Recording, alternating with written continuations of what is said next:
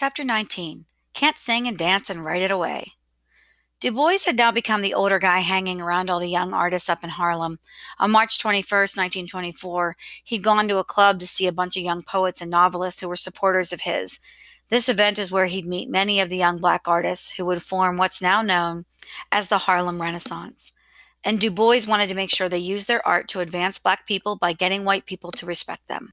It was a new form of uplift suasion, media suasion, which basically just means using media, in this case art, to woo whites.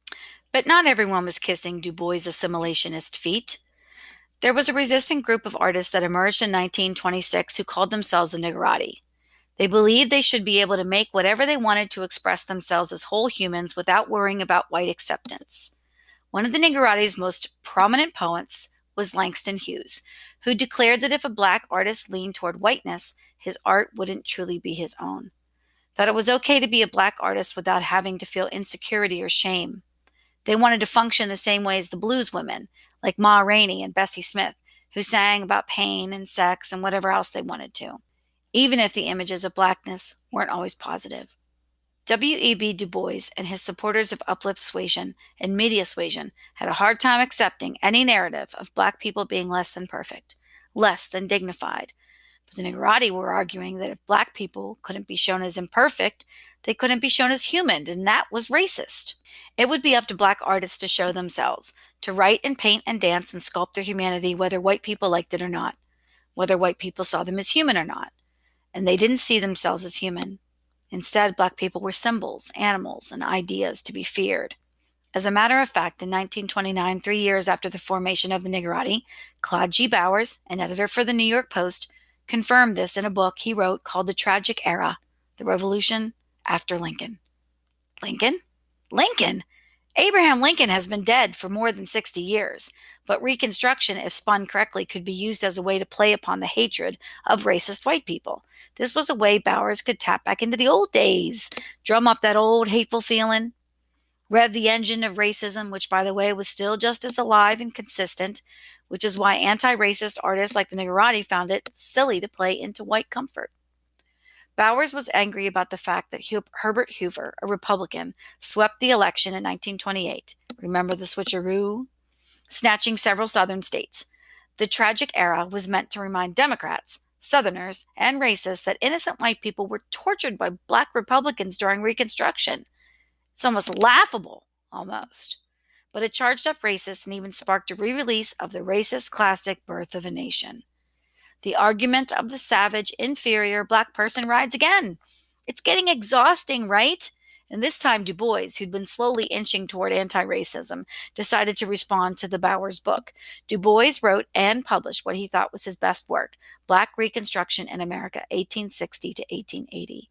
In it, he debunked all of Bowers' arguments and described how, if anything, Reconstruction was stifled by white racist elites who created more white privileges for poor white people as long as they stood shoulder to shoulder on the necks of black people. Whiteness first, always whiteness first. It was 1933. Du Bois's life as an assimilationist had finally started to vaporize. He just wanted black people to be self-sufficient, to be black, and for that to be enough.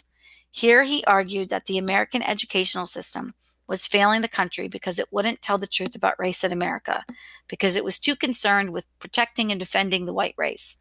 Ultimately, he was arguing what he'd been arguing in various different ways, and what Frederick Douglass, Sojourner Truth, Booker T. Washington, Ida B. Wells Barnett, Marcus Garvey, and many others before him had argued ad nauseum, that black people were human.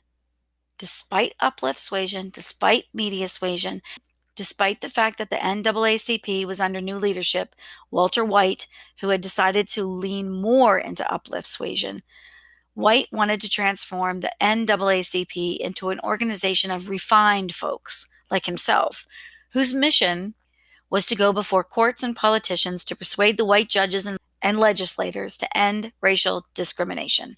But in 1933, Du Bois wanted nothing to do with this method. He had finally turned away from assimilationism.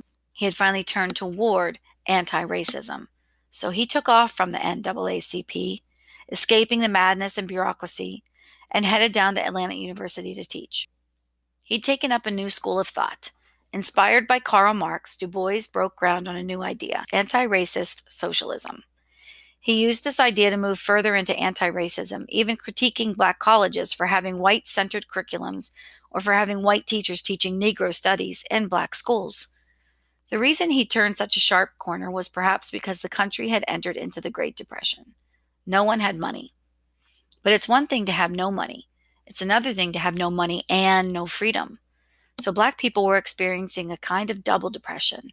And even though the sitting president, Franklin D. Roosevelt, a Democrat, had developed an initiative called the New Deal, a flurry of government relief programs and job programs to keep people afloat, black people needed their own New Deal to keep them safe from the old deal, which was the racist deal, which was no deal at all.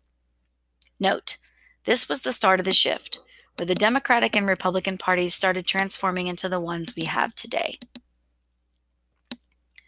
It's not that the New Deal didn't help black people at all. It did, just not enough, and not at the same rate as it helped white people. And while black people were trying to build their own systems, and as elite black people were uncomfortable in pushing back against Du Bois, he published an article that would rock everyone. It was 1934. The piece was called Segregation. Du Bois sided with his former rival Marcus Garvey, stating that there is a place, maybe even an importance, to a voluntary, non-discriminatory separation. Basically, Du Bois was arguing for black safe spaces, spaces that would resist and fight against the media storm of racist ideas that came year after year. From the stereotype that black people were sexually immoral or hypersexual, or that black households were absent of fathers, and that this family dynamic made them inferior, or that skin tone and hair texture were connected to beauty and intelligence. Du Bois, without the support of his partners at the NAACP, the assimilationists who were once in line with him, wanted to combat it all.